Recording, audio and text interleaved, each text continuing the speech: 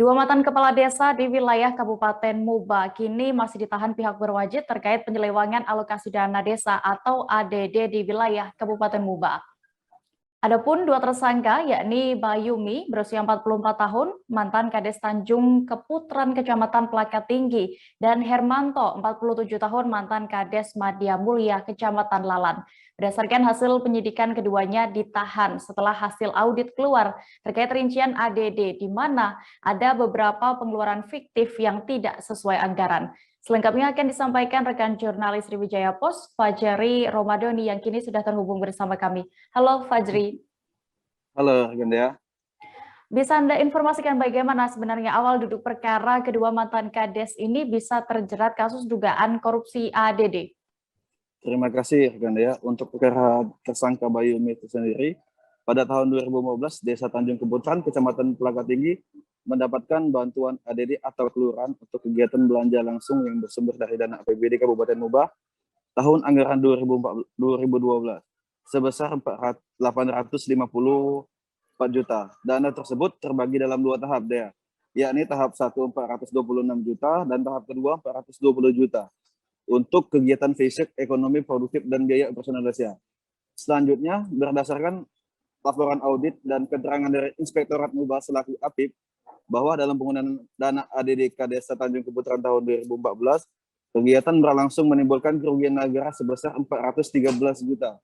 Sementara untuk perkara tersangka Hermanto, untuk Desa Madya Mulia Kecamatan Lalan menerima ADD tahun 2012 sebesar 100 juta dengan rincian dana pembayaran publik dan masyarakat sebesar 85 juta dan penunjang operasional pemerintah desa sebesar 50 juta. Dari anggaran tersebut tersisa 430 juta. Baik, lalu digunakan untuk apa saja itu tadi hasil uang korupsi anggaran ADD tersebut, Fajri? Dari keterangan pihak kepolisian, uang hasil korupsi tersebut untuk hasil dari tersangka Bayumi digunakan untuk membayar hutang saat pencalonan Kades dan dipergunakan untuk kebutuhan hidup sehari-hari. Sedangkan untuk tersangka Hermanto, uang hasil korupsi tersebut juga digunakan untuk kebutuhan sehari-hari Oke, lalu terkait penangkapan keduanya ini sudah sejak kapan dan bagaimana untuk proses hukumnya? Ancaman hukuman apakah juga sudah dikeluarkan oleh pihak kepolisian?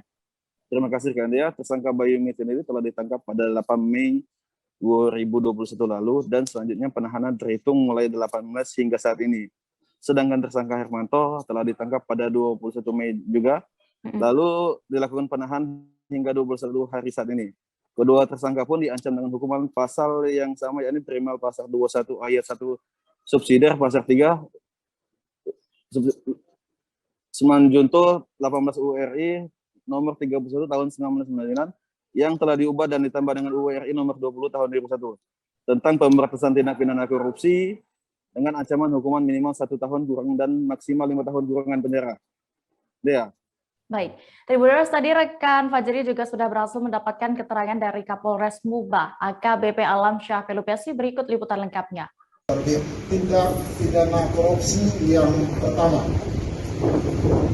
Oknum Kades Tanjung periode 2010-2016. Selanjutnya, berikutnya juga adalah kasus tindak pidana korupsi juga terhadap dana alokasi dana desa di Desa Madya Mulia, Kecamatan Lalan, Kabupaten Banyuasin yang terjadi pada anggaran tahun 2012. Di mana pada saat itu